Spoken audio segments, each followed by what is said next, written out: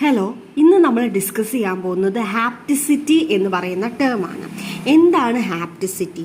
Hapticity എന്ന് പറയുന്നത് നമ്മൾ എങ്ങനെയുള്ള കോംപ്ലക്സസിൻ്റെ കേസിലാണ് പറയുന്നത്? ഓർഗാനോ മെറ്റാലിക് കോംപ്ലക്സസിൻ്റെ കേസിലാണ് നമ്മൾ എന്ത് പറയുന്നത്? ഹാപ്റ്റിസിറ്റി എന്ന് പറയുന്ന ടേം ഇൻട്രൊഡ്യൂസ് ചെയ്യുന്നത്.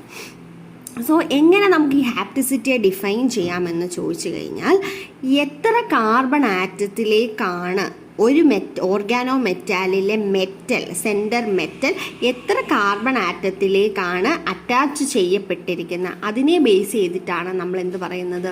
ഹാപ്റ്റിസിറ്റി എന്ന് പറയുന്നത്. ഇനി സപ്പോസ് ഫോർ എക്സാമ്പിൾ CH3CO, ഇവിടെ മെറ്റൽ ഒരു കാർബണിലേക്കാണ് അറ്റാച്ച് ചെയ്യുന്നത് എങ്കിൽ നമുക്ക് എന്ത് പറയാൻ പറ്റും? അത് ഒരു മോണോ ഹാപ്റ്റിക് ലിഗാൻഡ് ആണെന്ന് നമുക്ക് പറയാം, അല്ലേ? Mono hapto ligand.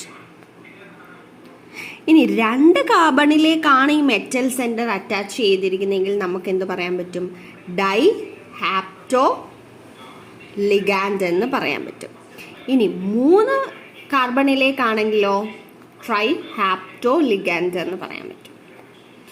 So on അങ്ങനെ എത്ര കാർബണിലേക്കാണോ അറ്റാച്ച് ചെയ്തേക്കുന്നത് അതിനെ ബേസ് ചെയ്തിട്ട് നമുക്ക് നെയിം ചെയ്യാൻ പറ്റും. ഇനി ഹാപ്റ്റിസിറ്റി എന്ന് പറയുന്നത് നമ്മൾ ഡിനോട്ട് ചെയ്യുന്നതാണ് എന്ത്? ഈറ്റ. സോ മോണോ ഹാപ്റ്റോ ആണെങ്കിൽ നമുക്ക് ഈറ്റ1 എന്നും, അതുപോലെ ഡൈ ഹാപ്റ്റോ ആണെങ്കിൽ ഈറ്റ2, ട്രൈ ഹാപ്റ്റോ ആണെങ്കിൽ ഈറ്റ3. സോ നമ്മൾ ഇന്നിവിടെ ഡിസ്കസ് ചെയ്തത് ഹാപ്റ്റിസിറ്റിയെ കുറിച്ചാണ്. ഓർഗാനോ മെറ്റാലിക് കോംപ്ലക്സസിൻ്റെ കേസസിലാണ് നമ്മൾ ഈ ഹാപ്റ്റിസിറ്റി പറയുന്നത്. സോ ഹാപ്റ്റിസിറ്റി നമുക്ക് എങ്ങനെ പറയാം?